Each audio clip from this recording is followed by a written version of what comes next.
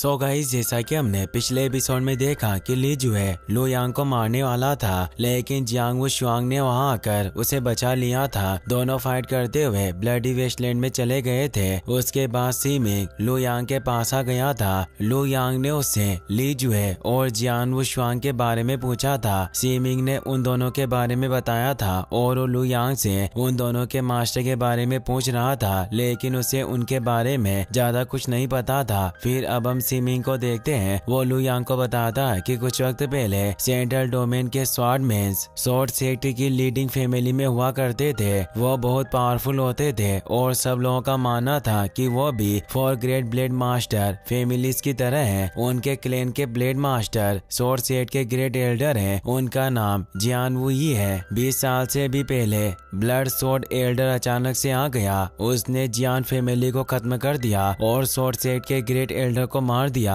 लेकिन उसके बाद स्वॉर्डलेस एल्डर आए और उन्होंने ब्लड स्वॉर्ड एल्डर के खिलाफ एक बहुत बड़ी लड़ाई लड़ी। ब्लड स्वॉर्ड एल्डर ने भी जमकर स्वॉर्डलेस एल्डर का मुकाबला किया, मगर वो उन्हें हरा नहीं पाया और मौका देकर अपनी जान बचाकर वहां से भाग गया। इसी वजह से वो इतना फेमस भी हो गया। मगर कुछ वक्त बाद ब्लड स्वॉर्ड एल्डर कहीं गायब हो गया और कुछ सालों पहले उसका स्टूडेंट ली जुए लेजेंडरी ब्लड गोल्ड स्वॉर्ड को लेकर सबके सामने आया। ली जुए इतना पावरफुल है कि वो लेजेंडरी स्वॉर्ड चाइल्ड जियांग वू शुआंग को हरा सकता है, जिस वजह से फिर से वो फेमस हो गया। तुम हेनशान सिटी में रहते हो, पर तुमने कभी भी इन सब बातों को नहीं सुना। ये काफी अजीब बात है। लू यांग कहता है कि ब्लड स्वॉर्ड एल्डर इतना ज्यादा पावरफुल है तो उसके मार्शल आर्ट्स भी वेस्ट डोमेन की लू फैमिली की तरह पावरफुल और स्ट्रॉन्ग होंगे। क्या तुम ये कहना चाहते हो कि मैं लू फैमिली के मार्शल आर्ट्स सीख गया और मैंने लेजेंडरी रेनबो स्वॉर्ड भी ले ली, तो भी मैं ली जुए से फाइट करके उसे नहीं हरा पाऊंगा? सीमिंग कहता है कि तुम सही समझ रहे हो। अगर तुम्हें फिर कभी ली जुए दिखाई दे तो तुम्हारे लिए बेहतर होगा कि तुम उसे परेशान ना करो और उससे दूर रहो, क्योंकि उसके पास ब्लड गोल्ड स्वॉर्ड है और वो ब्लड के लिए कुछ भी कर सकता है। अगर तुमने उससे फाइट करने की गलती की तो तुम अपनी जिंदगी से हाथ धो बैठोगे, इसीलिए ज्यादा जिद्दी मत बनो। इसके अलावा स्वॉर्ड डोमेन में हर तरफ बहुत सारे हीरोज हैं, लेकिन जियान वू शुआंग अकेला है जो ली जुए का मुकाबला कर सकता है। यहाँ तक कि दूसरे वाली चिल्ड्रन भी ली जुए से डरते हैं। इसके अलावा पुरानी जनरेशन के स्वॉर्ड किंग्स में बहुत कम ऐसे लोग हैं जो ली जुए का मुकाबला कर सकते हैं और बाकी लोगों को तो ली जुए आसानी से हरा सकता है। तुम्हारा फायदा इसी में है कि तुम उस पर ध्यान ना दो और अपने काम से काम रखो।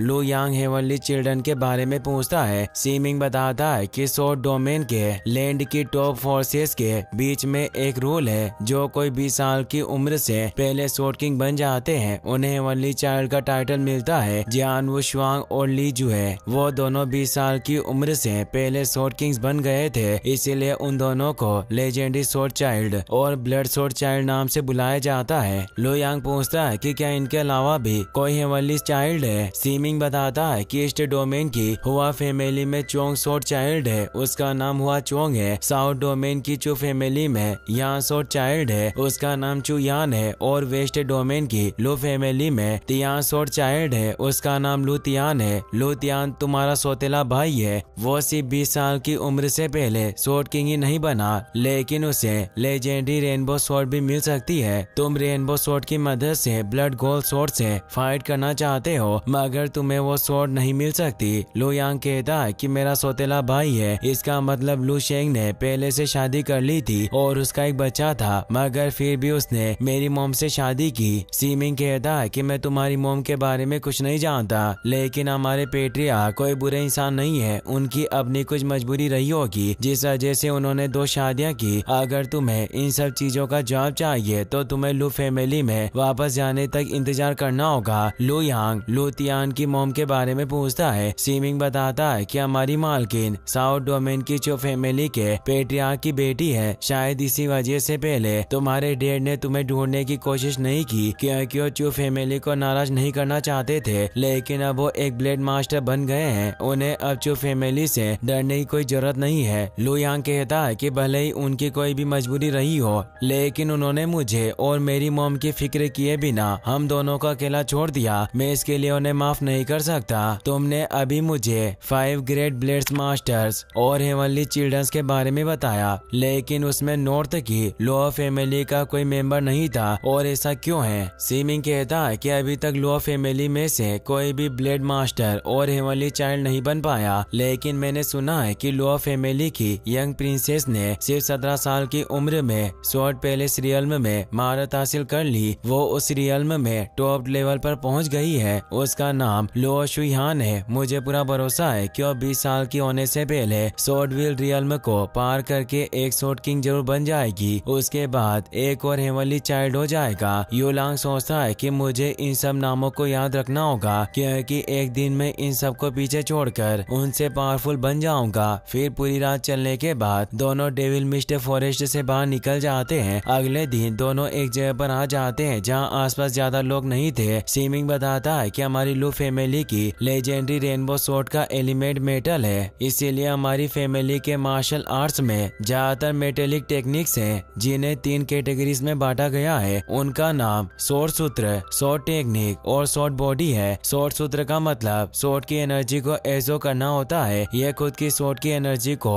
फोकस करने की स्किल है। स्वॉर्ड टेक्निक स्वॉर्ड की एनर्जी को बाहर निकालने की एक टेक्निक है। और स्वॉर्ड बॉडी एक फिजिकल टेक्निक है जो स्वॉर्ड की एनर्जी से बॉडी को स्ट्रॉन्ग बनाती है। इसके अलावा लू फैमिली की सबसे powerful technique white tiger Holi sword सूत्र है, लेकिन व्हाइट टाइगर होली स्वॉर्ड सूत्र को सिर्फ लो फैमिली के कोर मेंबर्स ही कल्टीवेट कर सकते हैं। यहाँ तक कि मैं भी तुम्हें वो टेक्निक नहीं सिखा सकता। मैं तुम्हें बस गोल्डन टाइगर स्वॉर्ड किंग सूत्र सिखा सकता हूँ। लू यांग गोल्डन टाइगर स्वॉर्ड किंग सूत्र के बारे में पूछता है। सीमिंग बताता है कि गोल्डन टाइगर स्वॉर्ड किंग सूत्र को गोल्डन टाइगर स्वॉर्ड एनर्जी से कल्टीवेट किया जाता है। ये हमारी फैमिली की सबसे स्ट्रॉन्ग टेक्निक नहीं है, मगर ये स्वॉर्ड डोमेन लैंड की फर्स्ट ग्रेड की टेक्निक्स में से एक है। ये स्वॉर्ड किंग लेवल की टेक्निक है जिससे हम स्वॉर्डविल रियल्म को कल्टीवेट कर सकते हैं। लू यांग पूछता है कि क्या मैं लू फैमिली में जाने के बाद व्हाइट टाइगर होली स्वॉर्ड सूत्र टेक्निक को सीख सकता हूँ? सीमिंग कहता है कि तुम पेट्रियार्क के बेटे हो, तुम इस टेक्निक को आसानी से सीख सकते हो, पर अभी मैं तुम्हें गोल्डन टाइगर स्वॉर्ड किंग सूत्र सिखाऊंगा। अगर 1 महीने में तुम ये टेक्निक सीखकर अपने कल्टीवेशन को स्वॉर्ड बॉडी रियल्म में पहुंचा लेते हो तो मैं तुम्हें स्वॉर्ड टेक्निक और स्वॉर्ड बॉडी स्किल सिखाऊंगा। उसके बाद तुम अपना पूरा काम कर सकते हो और हम दोनों वापस घर जा सकते हैं। यह कहकर सीमिंग सोचता है कि गोल्डन टाइगर स्वॉर्ड सूत्र को सीखने के लिए बहुत ही ज्यादा टैलेंट की जरूरत होती है। मुझे नहीं लगता कि लू यांग 1 महीने में इस टेक्निक को सीख पाएगा। इसमें मेरा ही फायदा है, क्योंकि अगर वो 1 महीने में उस टेक्निक को नहीं सीख पाया तो मैं उसे जल्दी घर ले जाकर अपना मिशन पूरा कर सकता हूँ। लू यांग कहता है कि तो ठीक है, मैं सबसे पहले गोल्डन टाइगर स्वॉर्ड किंग सूत्र सीखूंगा और मैं देखना चाहता हूँ कि लू फैमिली के मार्शल आर्ट ज्यादा अच्छे हैं या फेंग फैमिली की कैंग फेंग स्किल ज्यादा अच्छी है। सीमिंग सोचता है कि अभी बच्चा है, इसीलिए हमारी ग्रेट लू फैमिली के मार्शल आर्ट्स को फेंग फैमिली के नॉर्मल कैंग फेंग स्किल्स से कंपेयर कर रहा है, लेकिन जल्द ही उसे सच का पता चल जाएगा।